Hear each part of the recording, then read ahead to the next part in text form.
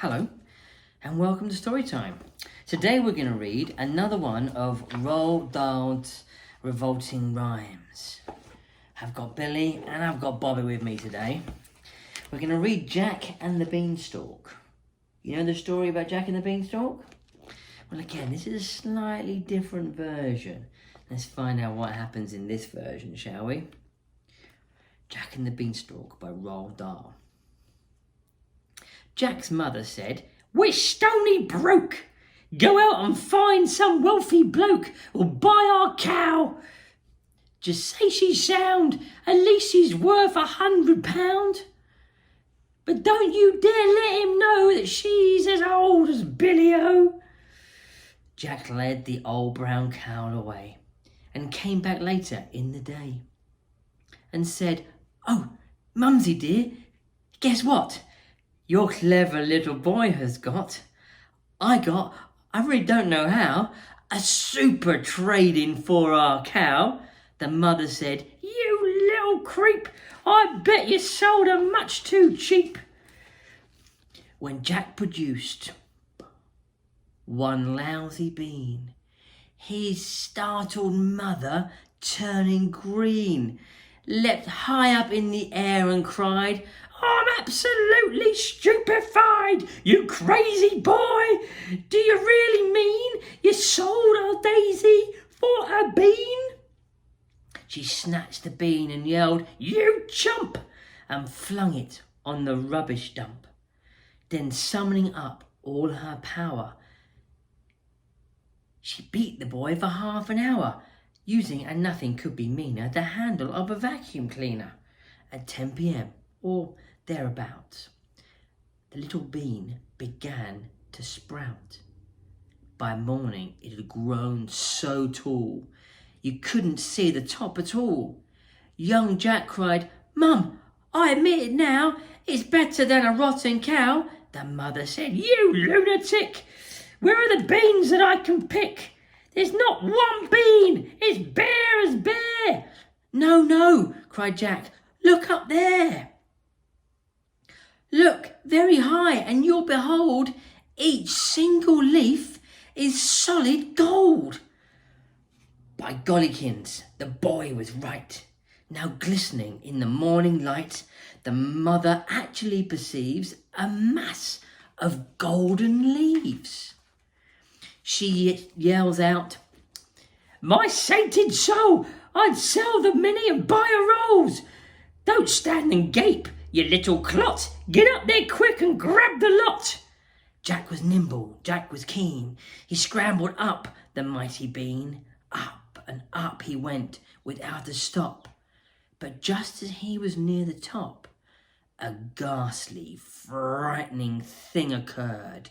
Not far above his head he heard a big, deep voice, a rumbling thing that made the very heavens ring. It shouted loud, "Fee, fi, fo, fum, I smell the blood of an Englishman." Jack was frightened. Jack was quick, and down he climbed in half a tick. "Oh, Mum," he gasped, "believe you me, there's something nasty up our tree. I saw him, Mum. My gizzard froze.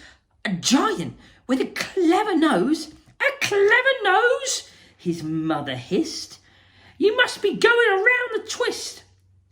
He smelled me out. I swear it, Mum. He said he smelled an Englishman." The mother said, "And well he might. I've told you every single night to take a bath because you smell, but you wouldn't do it, would you? How? You even make your mother shrink because of your unholy stink." Jack answered, "Well, if you're so clean, why don't you climb the crazy bean?" The mother cried, "By gad, I will! There's life in this old dog still." She hitched her skirt above her knees and disappeared right up the tree. Now, would the giant smell his mum? Jack listened for the fee, fo, fum. He gazed aloft. He wondered when the dreaded words would come, and then From somewhere high above the ground, there came a frightful crunching sound. He heard the giant mutter twice, "By gosh, that tasted very nice." Although, and in his grumpy tones, "I wish there weren't so many bones." "By Christopher!"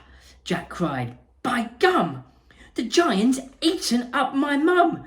He smelled her out and she's in his belly. I had a hunch that she was smelly."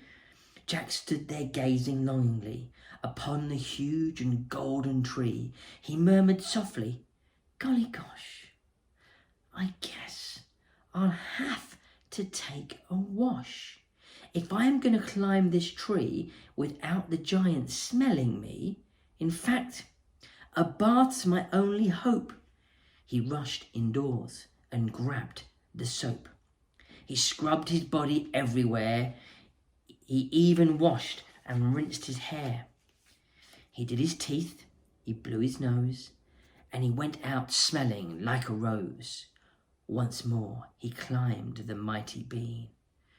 The giant sat there, gross, obscene, muttering through his vicious teeth, while Jack sat tensely just beneath, muttering loud, "Fee-fi, fo-fum.